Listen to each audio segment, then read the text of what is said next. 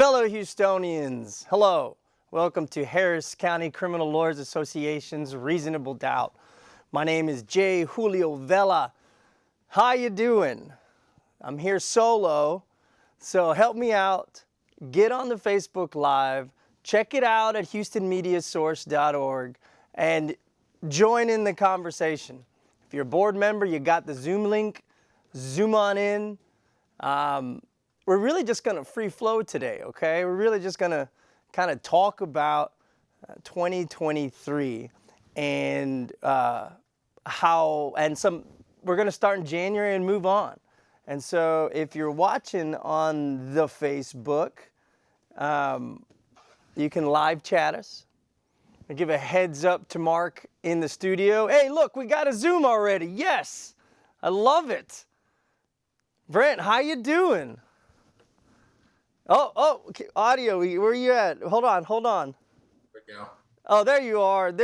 Hey, Brent Mayer, everybody, hello. Couldn't leave you hanging, brother. No, thank you so much, man. I mean, we're just gonna kind of talk about 2023, some big things, or, big highlights through the year. How are you doing? I'm doing well. I'm doing very well. It's Good. been a busy year. It's been a good year. I think we're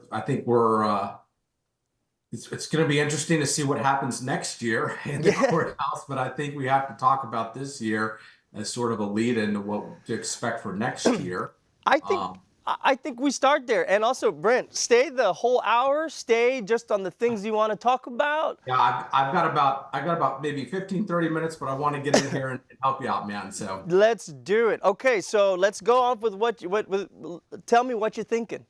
So, I've been thinking back on the last year, and, I took some losses this year, but it got me thinking about a big loss that a really good friend and a great lawyer, Rick DeToto, took in the A.J. Armstrong case. I think if I think back of all the trials that were held down at the CJC this year, that was probably the biggest one. And, I think it's interesting. What I thought about in terms of discussing that is, in my experiences, and I know you've won a lot of cases, but I know you've probably lost some. I've lost a lot, man. And I think I would help for us to sort of recognize that, look, we have a great group of lawyers in Harris County. Rick DeToto, jail, they did a great job trying that case. And that's just the life of being a trial lawyer, right? You're going to win cases that you shouldn't win. Bill Stradley, Neil Davis, probably come on and talk about that. But you're going to lose cases that you should win. And, I think about, Stan and Dick, representing David Temple. And I think about Rick and what he went through with that A.J. Armstrong trial. It was really big. And, but it's weird how the jury just didn't see it the way that he saw it, even though he just did a great job trying that case. And I think this year is a good year to reflect that, we can have a lot of good wins, but sometimes we're going to take it on the chin every once in a while. Well, so the Armstrong case, was mistrial 1, mistrial 2, and was it a mistrial 3 and then convict, and then the jury? I believe it was 2 mistrials. Wow. 2 mistrials, and then it was the conviction on the third time around. Go on. No, like I said, it's gonna, it's kind of like, it's gonna be an interesting case because, I saw that AJ was interviewed on one of the local news stations, maintaining his innocence, and I'm sure there's gonna be a battle. There's gonna be a continuing battle for what, for what happened. But I think we need to recognize that, even in the losses, we still have some wonderful trial lawyers in Harris County that we need to recognize. I'm trying to think back on some other good trials, some good wins that we've had this year. Like I said, I know Neil and Bill had a big win. They've had a couple big wins. Yeah. What case was that about? They had a continuous case. Oh yeah. They had come to an agreement. They had come to an agreement, and Judge Bradley busted the plea. And so they went to trial. The jury found him not guilty. Dude, I was there right before it happened. So dude, That's the case. So we're in ERD docket, and I'm number one, they're number two, and another person's number three, and we're all playing hot potato because number one doesn't really mean number one, number three doesn't really mean number three. It all depends. A lot of it depends on who's the judge, circumstances out of our control with witnesses, and then the other miscellaneous factors. Yeah. So I go in there, and it's Judge Bradley, and I'm just coming off this other trial, and I go in there and I just say, look, I just finished the trial on Monday. Today's Wednesday. I'm ready for this trial because it's a 2018, 2017 case. But if we could, let's just pick the jury on Monday. You can arraign us today, and then you give me a week, or give me a week and a weekend. Give me the rest of this weekend, a weekend, and we can start on Monday. Please, because I'm tired. And she goes, Mr. Vela, why don't you go ahead and sit down? I say, oh my, we don't know anything next. And then she calls that case. And I remember right before that and day before, they were like, are you going? Are you going? And I'm like, I guess I'm going. I mean, I'm out of the other trial. I'm ready to go. I'm going. So, and then they come up. And then no later than, I don't know, 5-10 minutes, she looks at me and says, you can leave. And I say, ooh, they're up. But I will tell you, the look on their faces, game time ready, it was powerful because they believed in their case. They knew their attack. They knew the holes in the state's case, and when that commotion, or there was commotion that was going on before, that's when I left. So, okay, I'm out of here. But I could see it and I could feel it that it was gonna be a dogfight, and they were gonna go out because there were some issues. There were some monkey wrenches in the case that, man, this thing could go really, really, really bad. Or, we could win this thing, but it's one of those dangerous places to be in. And sure enough, they took it. I remember that one. Yeah. Was you mentioned the David Temple case, the retrial, was that this year? I was trying to think back, and when they actually retried it, I want to say it was last year that they did. I don't remember. I want to say that it was last year. I'm going to double check it right here. And for the viewers and for most of our membership know, but David Temple was the individual out in Katy who was convicted, and then they had to retry punishment, if I'm not mistaken. And that's right. And they did. That was this year. That was back in April of this year. That seems so long ago. It does really. I was in the courthouse working. Had a lot of cases in that particular court. I forget who presided. Do you remember? It was Judge Johnson. It was Judge Johnson. Okay, great. She was very busy this year between that and then having to retry, and then having to retry, and then to do the AJ Armstrong. Yeah. I managed to sneak in a murder trial with her as well. So. She was very busy this year. She was. And it's not one of those courts. A lot of courts, they're like, oh, they're in trial, don't worry about it. No. She'll say, okay, we'll have your MAJ hearing on the lunch break, please. And I'm just like, oh my God, are you serious? Like you're in the middle of a 6-week trial, and you want to hear my MAJ? Can we just get a reset, please? No. And Mary, she's awesome, but the coordinator, and she's the like, audience needs to know. The audience needs to know. I mean, there's some judges. We're working. I mean, judges are working. They're going to trial. We're working hard to clear the backlogs as best as we can. But we have some fantastic judges like Judge Johnson, who they work, and we go to trial, and we resolve these cases that have been going on and on. Yeah. Well, speaking of cases that have been going on, and Judge Kelly Johnson, another huge trial, Alan Tanner and Stevenson, was it Stevenson? That's right. Retried the penalty phase of a death penalty case, which the jury ended up coming back, I believe, with death. Right. But God, that's another trial. That trial took, I think, 6-8 weeks, 2 months, 2.5 months. Right. I would go to try to listen in because it's fascinating to me. They had individualized voir dire. and she was working 8:30 to 11. They're trying to seat the jury. They're trying to go one by one, interviewing everybody, and then she'd call. I had a CI motion in front of her too, and I was like, look, can we just do it later? No, we'll do it on the lunch break. She did it on the lunch break, and fascinated by how much and how busy and how much work and efficient that court is. It's pretty cool. Yeah. Oh, so JB, Yeah. Tell us about your best trial of the year. Okay. Yeah. Okay. So you're always asking the questions. I'm like, I'm going to come up here. I'm going to ask JB to tell us a good trial story, because again, that's what I think is the best part about this year is we've had some great trial experiences, and we're seeing some great trial lawyers coming up through the rank, including yourself. Let's hear a good trial story from you. Okay, good trial story. This must have been July. Let me take you back to end of June, July maybe. And man, I am just getting killed in court. We started off this year trying 4 back-to-back murders. I tried them all with Adam Corral and the Vela crew, but Adam was riding shotgun. And man, we're just losing, and we're doing and after those back-to-back murders, put us in like maybe March. And then from March through May, I'm doing continuous, another felony murder, 2 or 3 other ones, and I'm just losing, dude. I haven't won we're just losing. The state's proven their case.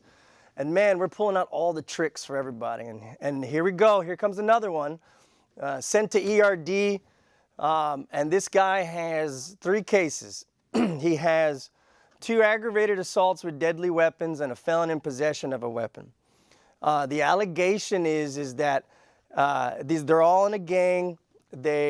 My guy's accused of shooting 2 other guys in the forehead.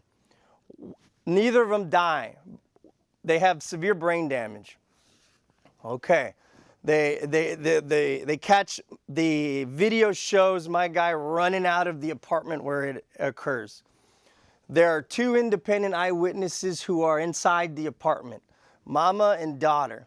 Then there's a neighbor outside who hears the gunshots and sees the defendant running out. All right. Here comes the trial, right? And the 2 independent witnesses say, yeah, my guy's the guy that did it. And they're going to bring the brain dead guys to come. They can't talk. It's very minimal, but they can certainly point. So they're going to come and do this too to my guy. And I'm looking at him, and he's 25 to life. He's a habitual. And I'm looking, and I'm just like, dude, seriously, bro? Seriously? And he says, this is what happened. This is what happened. I say, fine, man, fine. Let's go. And we get there, and we go into court. And I forget who was going to try it initially, who was going to preside. It was, because we went to ERD, we don't know, and we kind of playing Russian roulette with what judge you're going to pop with. In comes Judge, good old Anderson, Mike Anderson. Jim Anderson, good old Jim Anderson. I know he's watching. God rest his soul. We like Mike. Yes, we love Mike. He sort of watches over things from above. But we've got Gator Jim to stir things up. And Jim, if you're watching, I know you and I go way back. It's the Showtime jitters. I know Jim, Judge Jim Anderson, good old Jim Anderson. And I say, okay, he's a little old school. I'm gonna have to go old school with this trial and play and do kind of fast from the hip, because the case is all gonna be about witnesses. And we know that these witnesses may not be the very best witnesses. So my goal is I got to rattle the witnesses, shake them up, and get them to show their true colors. Because remember— Let me stop you there for a second, Jay, because I think that's a really good teaching point for the young lawyers that we need. You got to go in with the plan, but you have to be able to adapt, and you have to be able to sort of read the room and read the judge and read the jurors. Tell us, explain. I think that's great. Talk about what you do there. So I knew Judge Anderson. I've sat many cases in front of him. He's an old school judge who, if the jury finds your guy guilty, you're going to prison, and it's going to be a long time. And if you got history, it's going to be even longer. And he'll do it see you later. You know, he is fine with it. And that's fine. That's his job. He listens, but you're probably going to go to prison.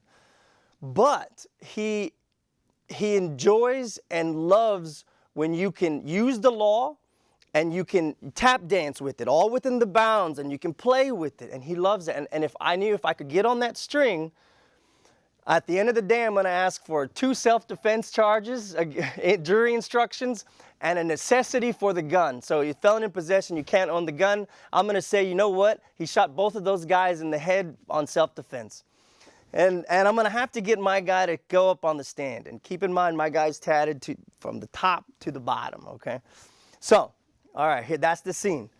So first witness gets on, the witness, one of the witnesses there was also another guy who didn't get shot. The guy who didn't get shot gets to the stand. And he comes and he hobbles up past the jury bar. He can barely walk because this case is so old. It's like 5 years ago. And since then, he's had liver failure, a lot of kidney disease, a lot of problems. And he gets to the stand and hobbles up. And remember, it's June or July, and he's wearing a full sweater. Now, I had already, a good lawyer, as a good lawyer should, I had already run this guy.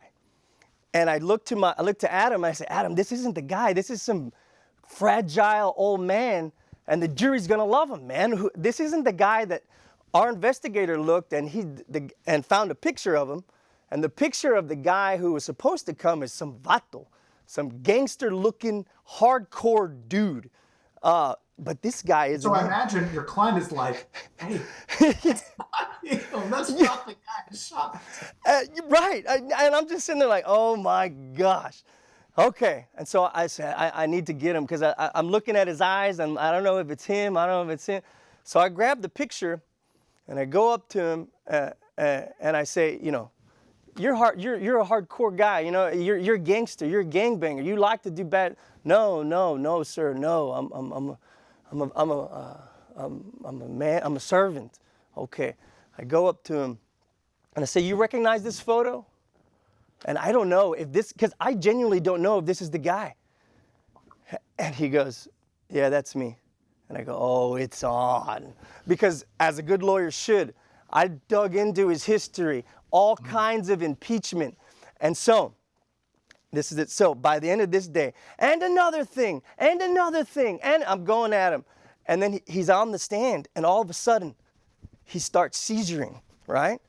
And he falls out of the witness stand. Good old Jim Anderson jumps up, runs down, is helping the guy, and bailiffs are coming in. He's seizuring on the floor. The alarm starts going off. And so we call trial for the day. And I say, okay, so we get a break. Next morning, or he goes to the hospital, we take a day break, we start trial again. This time he comes up in a wheelchair. And I'm like, dude, nah. I'm not buying any of this. So I go right back at it. And another thing. Isn't it true? And he's just like, no. And I go, how is the jury responding to this? I mean, when he has a seizure, how do they respond? When they see him the next day coming in? I am losing, okay? Because he's not breaking. And the jury's like, they're hating me. But I know this guy is a liar. I know it. And I go, you know what, man? You're here with the long sleeve shirt again. Show this jury your tats. And he goes, oh, you like my tats? And I go, no, sir, I find them offensive. And he goes, oh, you like my tats? And I say, I like your, no, I want to see your tats. And we all know, because he's like, I'm not a gangbanger, gangbanger. You have, and I won't say it because it's on TV. And we all know you got this big placa on your chest. Why don't you show us? And he goes, you like my tats? And remember, he's an invalid. He can't move. You like my tats? You like my tats? He pulls his sleeves up, and there it is, all tatted. And then he starts throwing his gang signs. Oh yeah, you like? And then he stands up. Remember, he came in a wheelchair.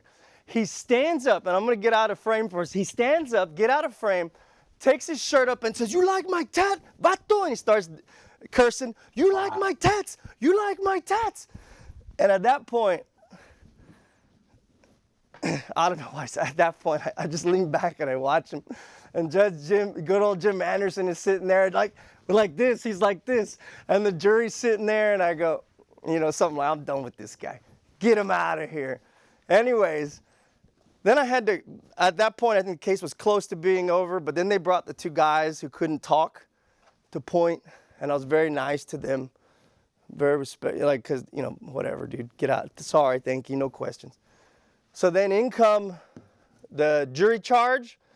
Judge Jim Anderson loved the trial, thought it was great based on the facts that the evidence presented. It was raised self-defense to shoot the guy in the head in the first one, self-defense to shoot the guy in the head on the second one, and necessity to have the gun to shoot the two guys. Right. Not guilty, not guilty, not guilty. That's great. Yeah. Triple not guilty. It was awesome. Great. I mean, to think about how you're in there and you're battling and you're fighting this witness, and the witness is just isn't giving you anything, and you're not getting good feedback from the jury, and then to have that, I mean, that's just unbelievable. I mean, again, that's what's so great about what we do as trial lawyers is how you continue to fight, win or lose, even when you think that odds are against you and it's not going well. If you just persist and you keep fighting, your jury's just sometimes going to see things your way. What a great story! What a great experience! It was awesome. And look, and that's what that's what motivates you just to go on to the next trial, and it motivates you to keep fighting these cases. How many cases did you try in total this year? I tried about 15 to 18. But with that being said, Maverick on Jeff Ross was the high felony not guilty getter of the year. Yeah. Maverick also has tried a ton of cases this year, and had great results. Yeah. Maverick had an interesting. Just a couple of weeks ago, an interesting thing that occurred. I know we're talking about 2023 in general, but for those of you who didn't see, he had tried a murder case. From what I understand, the jury found him guilty of the lesser of manslaughter. Mm-hmm. And again, for the non-lawyers that are watching, sometimes when a person is charged with an offense like murder, they can the judge can allow them to find them guilty of lesser offenses. In this case, they did manslaughter, but at the punishment phase, there was a huge outburst. I don't know why, but it got us some media coverage where Maverick was yelling and Judge Lacayo had to calm him down. Yes. And the jury ended up hanging on punishment. So they're going to have to come back and retry punishment. Because again, the verdict, the conviction stands.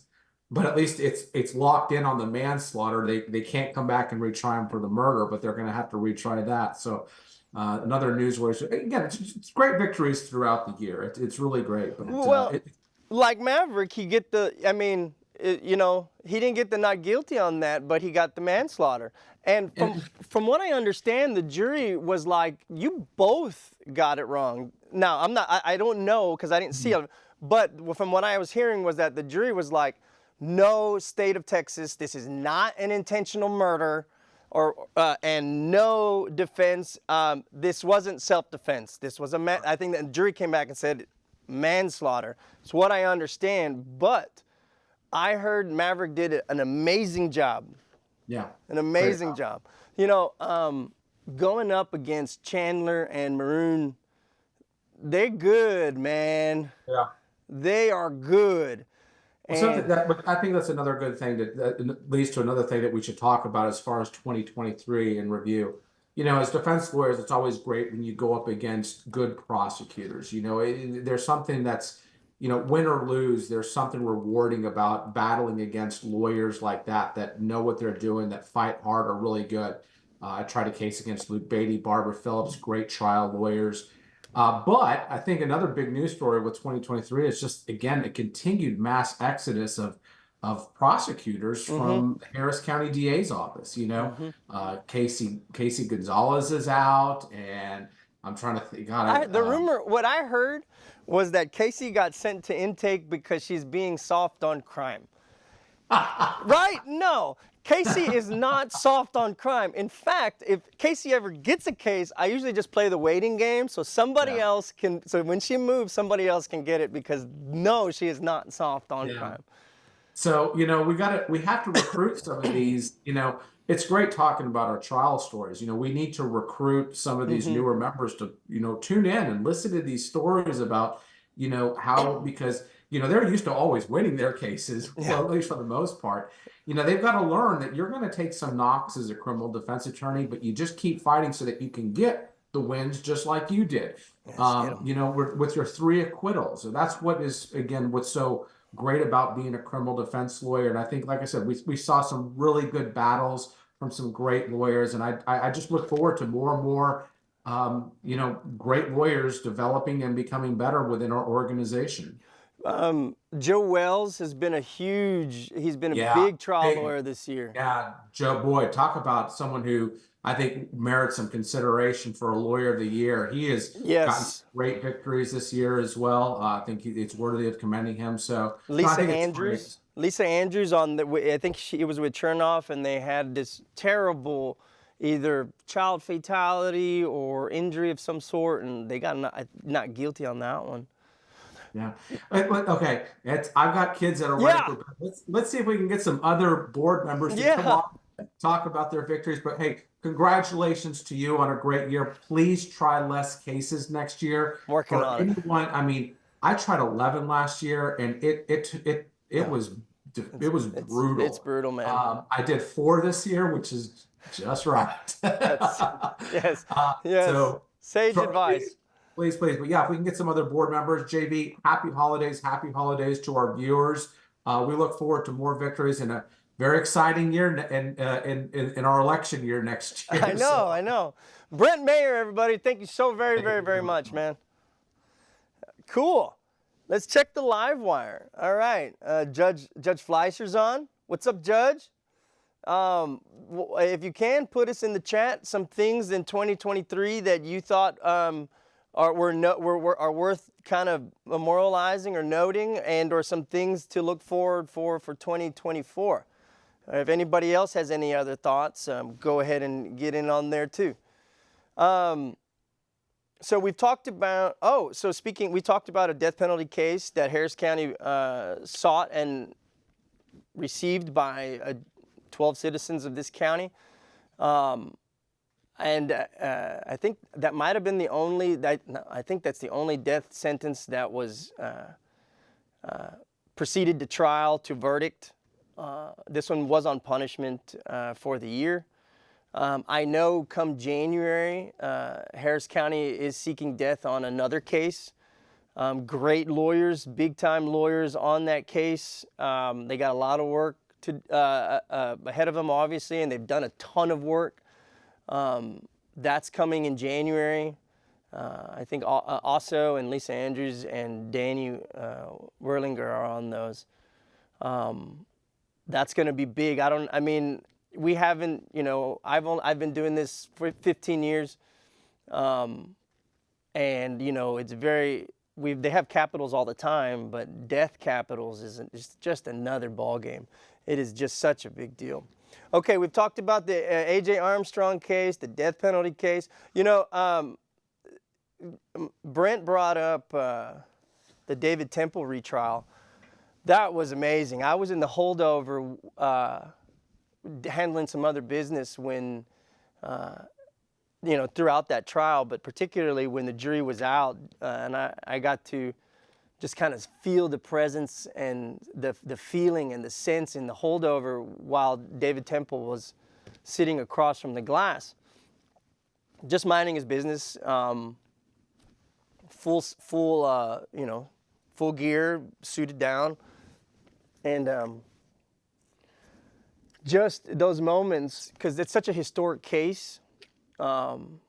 It gripped Harris County, their attention, or all of the nation, their attention. And then comes the retrial, just as big, and I got to see it, man. And I walked into that holdover while the jury was out, and David Temple was sitting there waiting for the verdict. And there's just something that words can't describe. A man, a human being, a person waiting for that jury verdict with the life with life in the balance. It's different, you know. We try cases that have life consequences every day. So life, you know, the capital murders. We just tried, you know, capital murders or first-degree felonies, 5 to life, you know, and people get to life or big-time numbers really, really, really quick. And as lawyers, sometimes we have to maintain a healthy balance of we are the lawyer, and we have to deal with emotions and traumas on a daily basis that are other people's. And so sometimes we learn to compartmentalize, or I speak for myself. Sometimes I learn to compartmentalize those things, and that's how I'm able to deal with them. So when I saw David Temple, I was and that case, I'm looking at it as an outsider, right? And I'm looking at it as a case that I think I might have even been in law school when that case first went to trial. And I'm just sitting there, and it's the end. And I'm watching it as a spectator. And God, for me, as a spectator, knowing it's the end, whether it's going to be what the punishment is going to be. Is it going to be life without parole? Is it going to be a lesser? I don't know. I didn't know. But to know it was going to end because the jury was still out was just phenomenal feeling for me, and I'm an outsider. I can only imagine the lawyers. Stan Schneider, I believe was there. He has a good friend of mine. Was his co-counsel. I got the TV jitters now. I don't recall, but I can only imagine for them this marathon that they have given their souls to, and their families have given their souls to, was something really incredible, and that I just think a moment of reflection is good. Okay, what else? Good prosecutors. We talked about good prosecutors.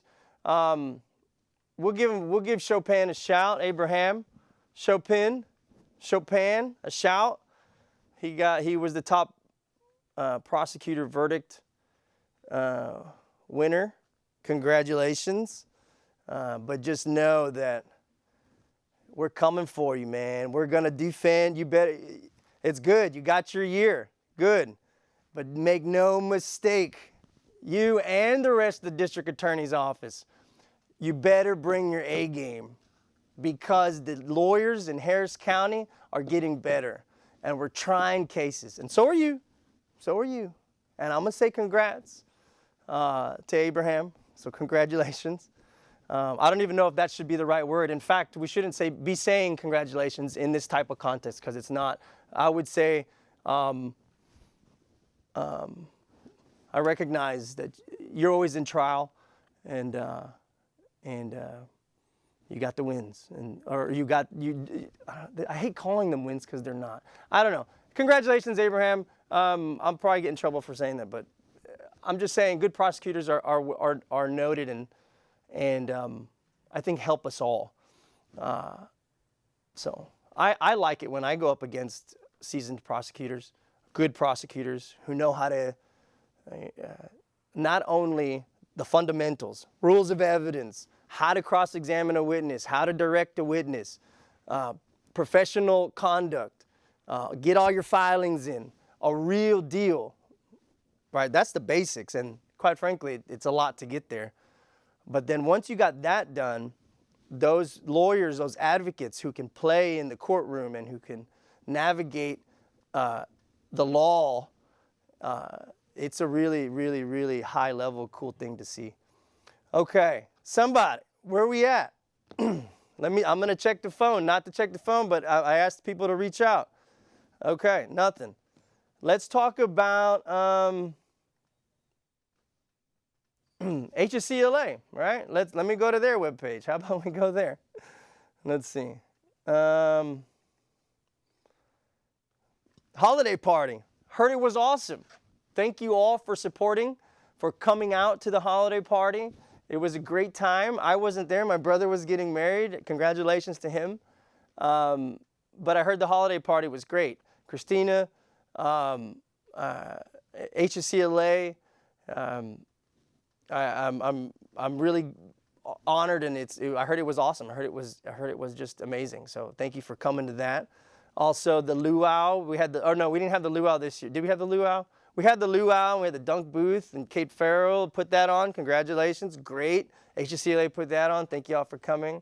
Banquet, we got the new board, new members of the board sworn in. Lawyer of the year, great case on that one.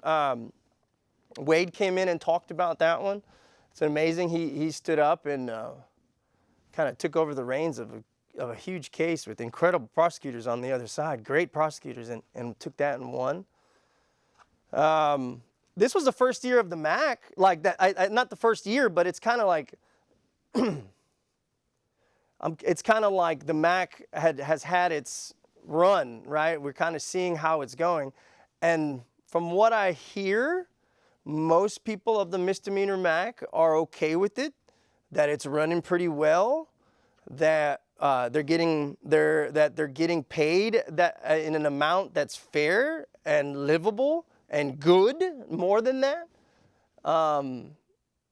and that they are responsive. They have the resource councils that have been, from my understanding, extremely helpful. And I hear they're doing great. Hey, we got the phone call. We got a phone. Let's caller. Where are you at? Yo, is it just straight to air? Yo, straight to air. We got Franklin Bynum on here, AKA Judge Bynum, AKA the man, the myth, the legend. How are you, sir? Oh, doing good, JV. Happy, holidays and all that, man. Happy holidays and everything in between. 2023, man. What a year, right? Oh, you're telling me, man. You are telling me. Yeah, just calling in to, talk to me. Express my thanks for my favorite television program. Hey, we need you in the seat. I saw you did something with who was? You did another show recently. I did. I was on KPFT, the Thanks program with Rand Mincer. Rand, yes, it's with Rand. Your friend and mine. Yeah, it was a great program, the Thanks program. Highly recommend that y'all check that out. It'll drop on my appearance will drop on the podcast version once it kind of like goes to the editing room and they clean up the, all the swear language and the ums and the ahs and whatever else they scrub. Sure. And then, but it is on archive.kpft.org, and it's called THNX, just the letters, kind of like a passive aggressive email sign off, but it's 100%. It's 100% genuine, and it is a great program. Rand is a great interviewer, so yeah, thanks for mentioning that. Yeah, I saw you on it, and I said, man, it would be great to hear from Franklin, and here you are. Well, I can't wait to come back and get in the chair there. Yes. I got to say that 2023 has been such a revelation for me because as we all know, I had like the state government checking my homework for what I said and did, including stuff I said on this program. Yeah. Everybody wants to know, Franklin, how are you doing, man? Because that was crazy, man. And everybody wanted to have you. You had to have felt alone because everybody wanted to have your back, dude. But everybody was like, nobody knew what to say. Nobody knew what to do. And I recently saw you in the courthouse, and I thought to myself, God, you look good. Oh, thanks. And I said, there he is. There's the man. Great. I'm back doing what I love. I'm back saying how I feel when I feel it. That's what we need, man. Yeah, not having the, Ken Paxton check my homework for it or whoever, Yeah. And, it's great. It has been really great. Being a judge is tough, Yeah. It's not for everybody, or dare I say, like based on what we see around the courthouse, it's really hardly for anybody, because there are a few good ones, but it is a tough job. What was the toughest part? What was the toughest part of it? Doing right, maybe, right? I mean, raging against a machine. Doing right is easy. That's true. That's true. A lot of times. I know, but when you have the whole system, you got to rage against it, man. Yeah, well, right, and so just do the right thing, right? I mean, within those walls. But no, I mean, the hardest part is the isolation, I would say, of the actual practice of being a judge.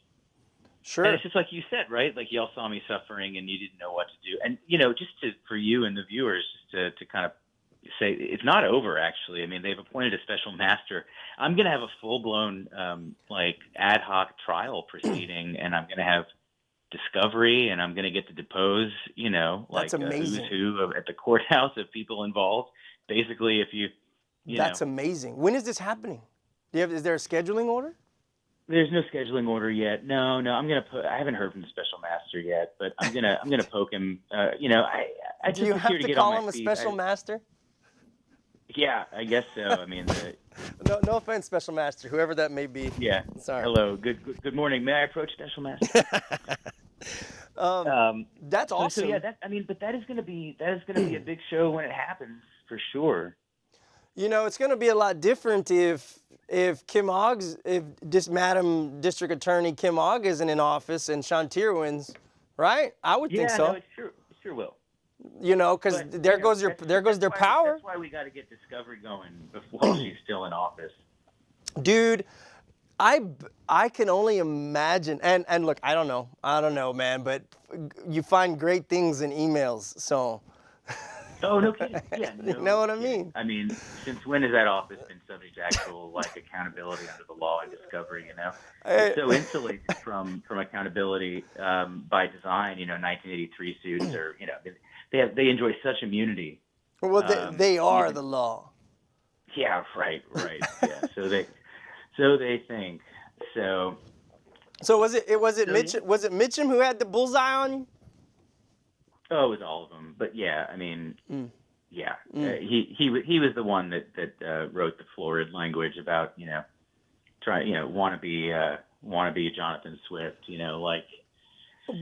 talking about how I'm literally trying to kill prosecutors by trying to have court, just trying to put a prosecutor in the jury room during COVID you time. know why? You know why? Because you had baby lawyers or lawyers that were just got their bar card, and a good lawyer would have been fine in your courtroom with everything if they could articulate the law, follow the law, make good arguments, and not cry about it when they're called out, when they're like, look, what you're saying doesn't make sense and it violates the law. Don't cry about it to your superiors and then say, oh, I feel whatever, Mr. Judge Bynum is hurting my feelings. Give me a break, man. This is a court of law. Yeah. And most of the line prosecutors actually weren't like that. It was all coming from above. I mean, I will say, there was the odd person that kind of loudly complained and then maybe went on to try the most cases for the DA's office in the year, things like that. Yeah. But, for the most part, the line prosecutors loved working in there as far as I could tell. And I really, I did pay attention to how people felt. I really was forced to. But and you know what it is? What I suppose it is that people sign up for this job, for this job to be a prosecutor. And I never did, but people did. And they show up and, I'm sure there has to be this stomach sinking feeling when you realize that you signed up to read these functionally illiterate, all caps, dim statement of facts, that the homeless person was in the Shell parking lot. Oh, and they, right. I'm sure that's not what they thought they were getting into. Right. And then, when you mix that feeling of kind of despair and disappointment, which I'm sure everyone goes through at some point, I'm sure people go to baby prosecutor school and then suddenly someone Lynn McClellan gets up, R.I.P., and just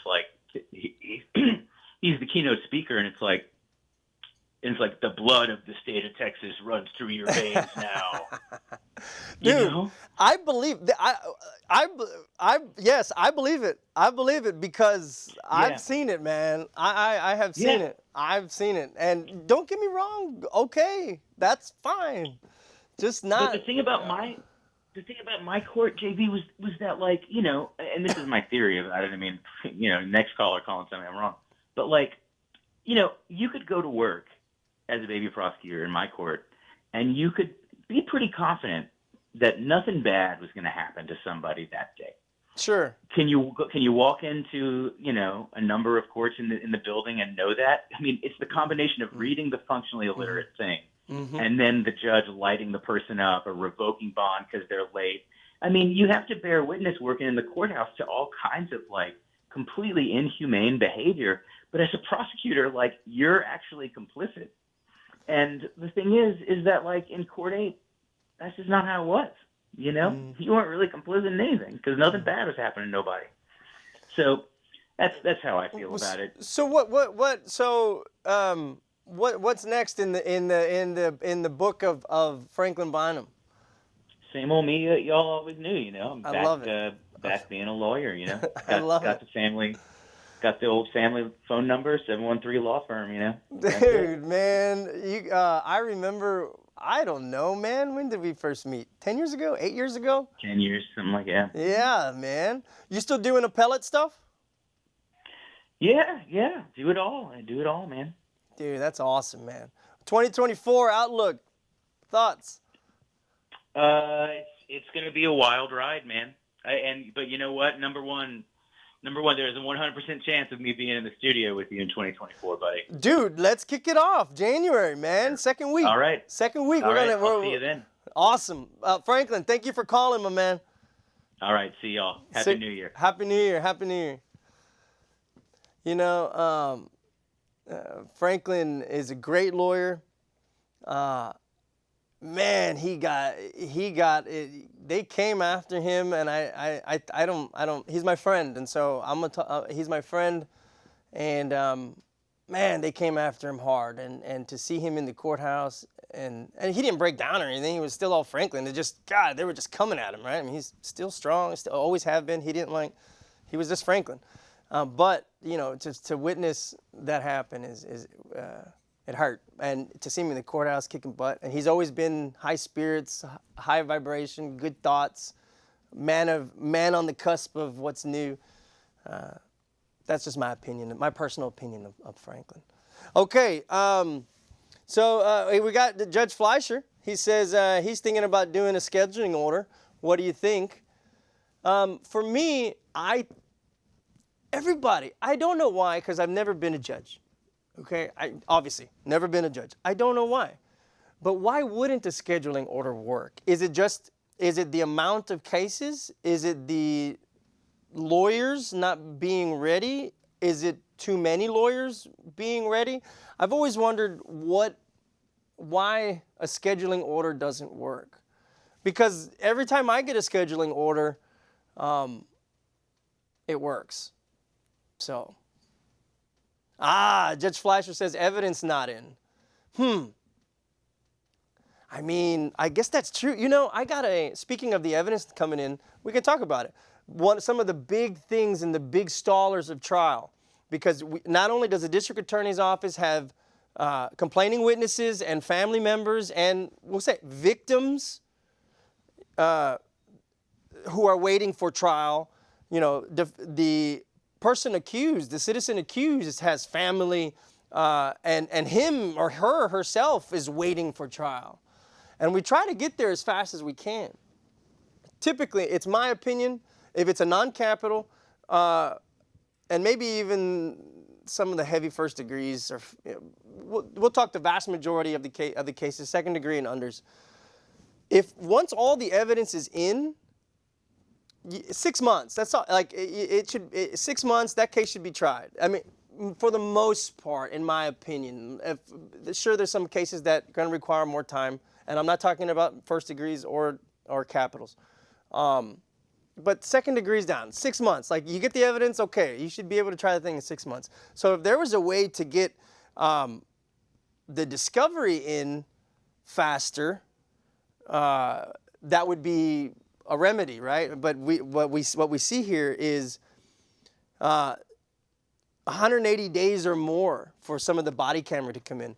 Last week, I got for Houston Forensic Science Center. I don't know, and I don't know if this is true, but in court it's always about they're so behind, they're so backed up, and I see it, a DNA sample from one of my cases or some sort of forensic for one of the cases that I'm on. They said 6 months from April 2024. And so, okay, so like a year for this thing to get in? And, and the whole case hinges on DNA. I mean, it's witness statements and DNA, witness statements and DNA. Like, okay, we got all the witness statements. That's okay. We've interviewed everybody. We know what's going on there. Now let's wait for the DNA. But the problem is you get things in like DNA, or you get things in like body camera, or you get things in like fingerprints, ballistics, GSR. You might want to go get an expert to look at them. So not only do we have to wait for it to come, then we got to get it. Then we have to review it and discuss if we want to get an expert, or maybe even have to consult with experts. So, in other counties, Harris County has a direct-to-file system where the cop calls the district attorney's office. District attorney says, "Yeah, we'll take it," and then you're arrested. And so they arrest first, and then ask questions later. Where in other counties, smaller counties, and they say they can do that in small counties, they can't do it in big counties. I don't know. I just think here in Harris County, it's all about this is the way it's always been done, so it should be done that way. That doesn't always work. And I don't know if it works in this case because this is beyond, I'm a defense lawyer. I don't know the ins and outs of intake and those kind of things. But what the smaller counties do they'll investigate first, gather up all of that evidence, all of it ready to go, and then file, right? So that way, when you go to court, you should have most of the evidence in right away, and you can start going through it, and you can have a trial faster. Rather than in Harris County, for example, you arrest first, then go get all your stuff, and in the meantime, you're just kind of sitting there waiting. Now, obviously, you can't do that like for DWI. There's cases where that doesn't work. DWIs, for example, they can't get back in the car and drive and wait. In fact, though, I think when they take them to the hospital, I think there's some cases where they let them sit out or take them to a drunk take their blood, and then wait for the lab to get back because they're not going to get back in their car and drive, right? And then file a 2B warrant, a pocket warrant to go arrest the guy 6 months later when the blood comes in. I don't know. I've seen that a couple times. Speaking of lab stuff, right? This new policy, it's happened at some point throughout the year, where less than a gram of drugs, you don't get arrested for. They'll take it, test it, send it to the lab. If it comes back, then issue a warrant for you. That's one way to unclog the docket or get out of town real quick. You know what I mean? I'm kidding, but yeah. So. And I think at some point there was some rumor going on about any amount of less than a gram stuff. They're not even going to worry about it. That's not legal advice. Don't start carrying around a gram of coke in your pocket or something like that. But those are rumors and things that have happened. And I know for a fact I think some of these things were actually being talked about and in play for a little bit. Okay, look. We have Tyler Flood. How you doing, Tyler? Okay, he's on the live wire. He says this. Hey, how about a scheduling order with real deadlines for the state to disclose discovery? A scheduling order with real teeth that judges won't feign they will enforce, but then let the state off the hook every time. 3914 discovery violation? No problem. Objection denied. Counsel, judges, enforce 3914 with exclusion of evidence sanctions, please. Okay, look, not all judges, not all, but I have been in front of, I've been in scenarios in this county or others where I'm like, this is a discovery order with your signature on it. Why? And it says you gotta do this. And when it's not done, it's supposed to be excluded. And yes, a lot of judges do that, and they hold that feet to the fire. They do. But I have been in situations in this county or others where that happens, and yes, I agree, that's tough. However, I do think it's different. Let's say you have a trespass case, right, and there's a discovery order. They may say, okay, fine, that's excluded, and that's going to result in this trespass guy walking. It's a little bit different I believe I don't believe it's different. I just think the judge, as a lawyer, you have to be able to gauge what the balance is and what that judge may do. And I think, for example, if it's a child rape case, multi-dead body, first degree kind of scenario, real ugly second degree kind of scenario, a lot of victims or badly wounded victims, where, you know what, even though you have a discovery order saying this, the remedy is a continuance.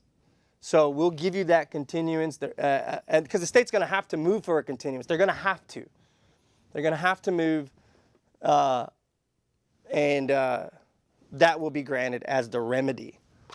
So I agree both ways. I agree. Hey, look, we got a minute left. 2023, you have been great. You have been amazing. To all the defense lawyers out there, keep pushing, because HSCLA is here for you. If you're not a member, join. I owe so much of my career to this organization and to the fascinating and fabulous people who help run it and who are a part of it. Thank you to Houston Media Source and Mark in the booth. Thank you to everybody who tuned in. Thank you to all of HSCLA.